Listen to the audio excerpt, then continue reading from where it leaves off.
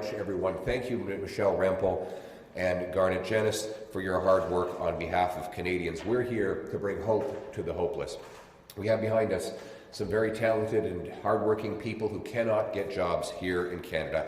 And let's be honest, young people today form what I call Generation Screwed. Let's look at the situation for this generation. It is the first generation that cannot afford a home in Canadian history. And now, the double gut punch. They have the highest, or the worst employment numbers of any group of young people since the late 1990s. So you can't get a job, and even if you did have a job, you can never buy a home after 10 years of Liberal government. The Liberals doubled housing costs. They unleashed crime and chaos in our communities with their soft laws. They broke our immigration system by allowing too many, too fast, too easily to come into the country, and they have destroyed our economy by pushing investment out of our country. Now, Mark Carney promised that he would be different. He has been worse than Justin Trudeau in almost every objective measurement. Let's go through the promises. He promised to build, baby, build. Well, far from doubling home building as he promised, home building is expected to drop by 13% according to his own housing agency. As for major national projects, 5 months in, and there's not a single national project that Mr. Carney has even identified, much less permitted, much less having shovels in the ground. Not one pipeline, not one mine, not one major expansion of a port. All we have is meetings, offices, new bureaucracies, new high-paid big shots with big salaries who have thus far achieved absolutely nothing. Crime continues to rage on our streets, with Mr. Carney keeping in place all of the catch-and-release Liberal laws. And Mr. Carney has kept all of Justin Trudeau's immigration numbers, which means the system gets worse and worse and worse. The time has come for decisive action. We have major problems in our job market. Let's look at the facts here. The unemployment rate for those aged 15 to 24 is now 14.6%. The employment rate, the share of young people who are employed, is at its lowest level in over a quarter century outside of the pandemic. 1.6 million Canadians were unemployed in July, 7.4% increase in unemployment insurance requests since Mr. Carney took office. Almost 400,000 Canadians have been continually searching for work for over 2 years, the highest share of long-term unemployment since 1998.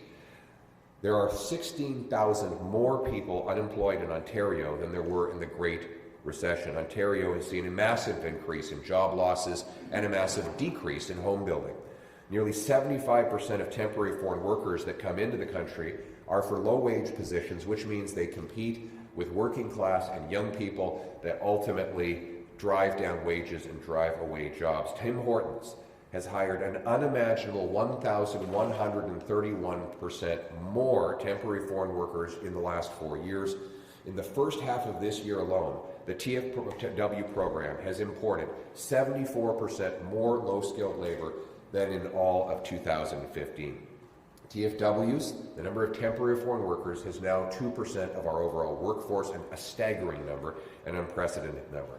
Now, the Liberals promised they would cap the temporary foreign worker program at 82,000, but in the first 6 months, they've already handed out 105,000 permits. To put this into perspective, if they do the same number of permits for temporary foreign workers in the next 6 months than they did in the last, they will break the record again with over 200,000 temporary foreign workers coming in to take jobs when our own young people are facing record unemployment. The Liberals have to answer. Why is it that they're shutting our own youth out of jobs and replacing them with low-wage temporary foreign workers from poor countries who are ultimately being exploited? And let us say as well, the people, the individual temporary foreign workers, the workers themselves, they are not bad people. They are not the problem. They are being taken advantage of by Liberal corporate elites who want to use them to drive down wages. And of course, we continue to support the dream of all immigrants to Canada, immigrants who come here to be Canadian, to get a job, work hard, contribute, and live a good life. That is part of the Canadian promise, and that is not what we're addressing here today.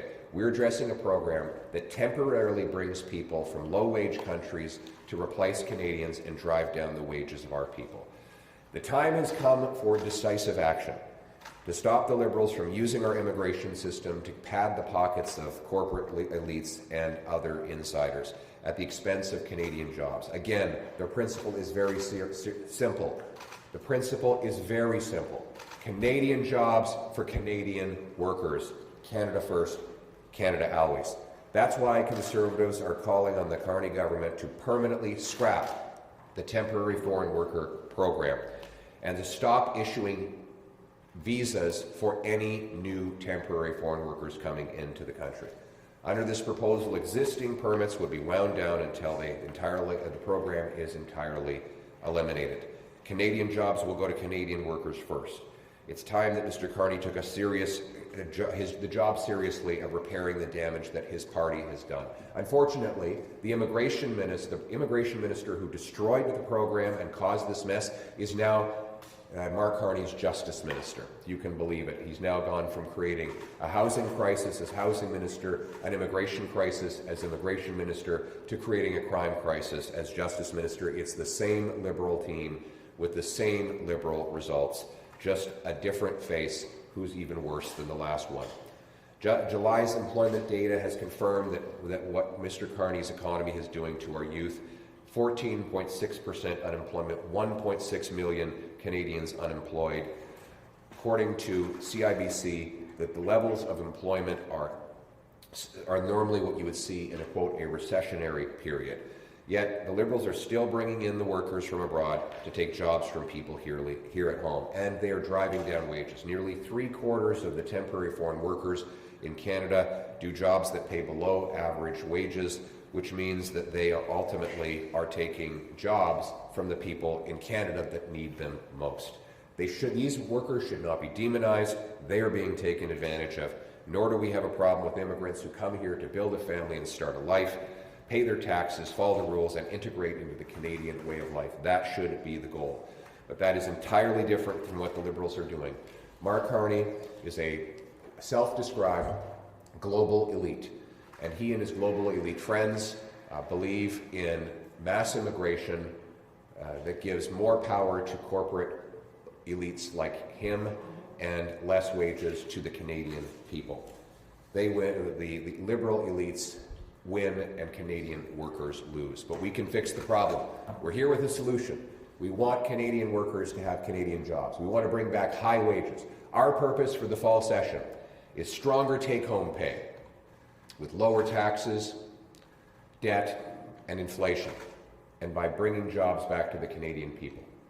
Second, safer streets by locking up the criminals that Liberals have turned loose. Third, secure borders by hitting the brakes on immigration and reversing the damage Liberals have done. And fourth, a self-reliant Canada by removing Liberal taxes and red tape to bring home massive projects that will make us less reliant on the rest of the world. Stronger take-home pay, safer streets, secure borders, a self-reliant Canada. We're here to work with any party, and I'm encouraging Liberals, again, steal my ideas. These ideas are open source.